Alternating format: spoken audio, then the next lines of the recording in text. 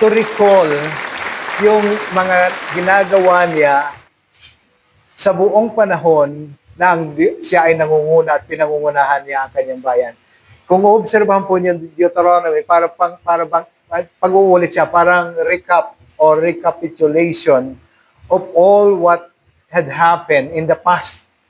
Kaya dito po sa verse 1 to 5 of chapter 8, makikita po natin dito, si Moses, pinapaalalahanan yung mga Israelita kung gaano naging matapat yung Diyos sa kanila doon sa mahabang panahon ng kanilang paglalakbay, yung pagkakatawag ng Diyos sa kanila mula doon sa Egypt, palabas ng Egypt, and yung 40 years nilang journey in the midst of wilderness, hanggang sila ay papasok na dito po sa Deuteronomy, yung kanila pong pagpasok doon po sa pintuan ng Promised Land.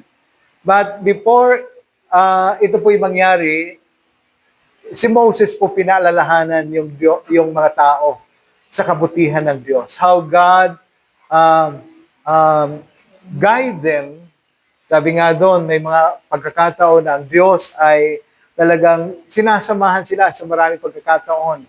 Yung kanilang pagtawid sa dagat, nahati yung dagat, yung pag-cover ng Diyos sa kanila, sabi doon, a pillar of fire by night and a pillar of cloud by day. Yung Diyos ay sinama-samahan sila, haliging apoy na gumagabay sa kanila sa gabi, sa kanilang paglalakbay, at haliging ulap sa umaga na gumagabay sa kanilang paglalakbay as they enter the Promised Land. And here comes that Moses is about to remind the people of God how faithful and how good God is sa buhay nila. Kaya sila nakarating doon sa entrance ng Promised Land. Ngayon pong araw na ito, meron pong isang verse doon that I want to relate with our study today. Doon po sa Exodus chapter 12, verse 14. Ito po yung Exodus, yung paglabas nila sa Egypt at yung celebration ng Passover. Sabi po dito sa verse 14 of chapter 12 in the book of Exodus. Sabi po dito, this is the day you are to commemorate. For the generation to come, you shall celebrate it as a festival to the Lord, a lasting ordinance. So, ito po yung panahon na sila ay nag-celebrate ng Passover after ng great exodus from Egypt. No? Nag-celebrate sila ng Pasko or Passover. Sabi dito, yung pong decree given by God through the leadership of Moses, sabi doon ni Moses sa mga tao, this is the day that you have to commemorate for the generation to come.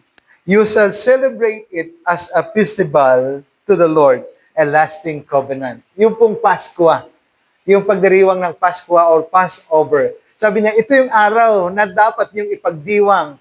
At ang pagdiriwang na ito'y gagawan niyong kapiyastahan na ipamamanan niyo sa bawat saling lahi, because this decree is a lasting ordinance.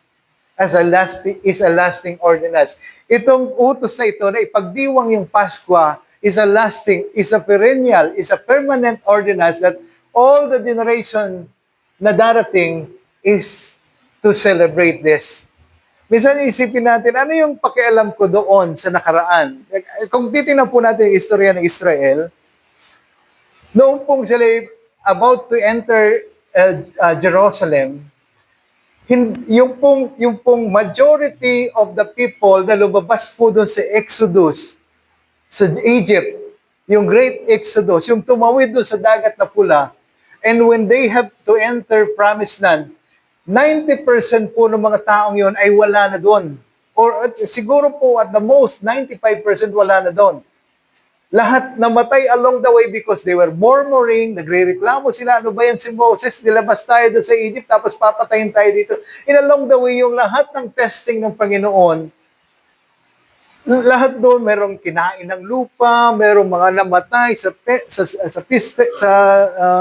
mga sakit along the way. And when they have about to enter Jerusalem, hindi na po yun yung kabuuhan noong lumabas doon sa Ehipto.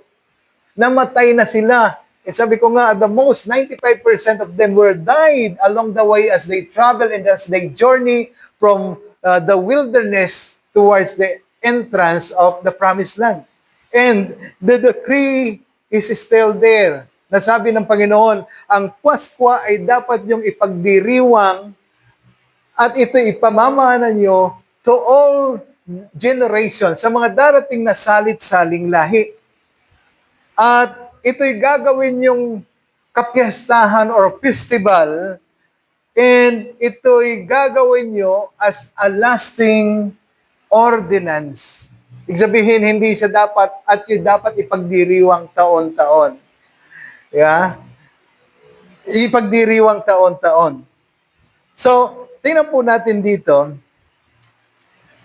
ano yung kaugnayan nito ng pagdiriwang na yon? No? Ibig sabihin, titingnan natin from the leadership of Moses, when the leadership of Joshua came, ibang henerasyon na yon.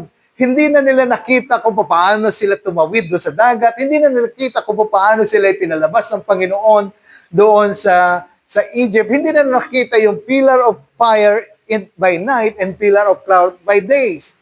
Doon sa leadership ni Joseph, maaaring some of them were asking, ano yung ipagdiriwang natin? Hindi naman namin nakita yung sinasabi niyo.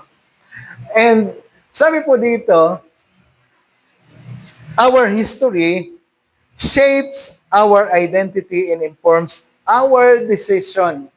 That's why, moving forward, mahalaga na tayo magpatuloy. At sabi ni Pablo, ang ginagawa niya, kinakalimutan niya yung kanyang mga karaan at kanyang ginagawa, itinutuon niya yung kanyang pag-iisip doon sa mga nasa harapan. Pero yung kasaysayan po ay hindi natin pwedeng kalimutan. Amen? Because it somehow, from our history, meron po mga point doon na pwede nating pulutin as a lesson for us to learn kung ano yung dapat nating gawin sa hinaharap, ano yung dapat nating iwasan, at ano yung dapat nating gawin sa hinaharap. Amen?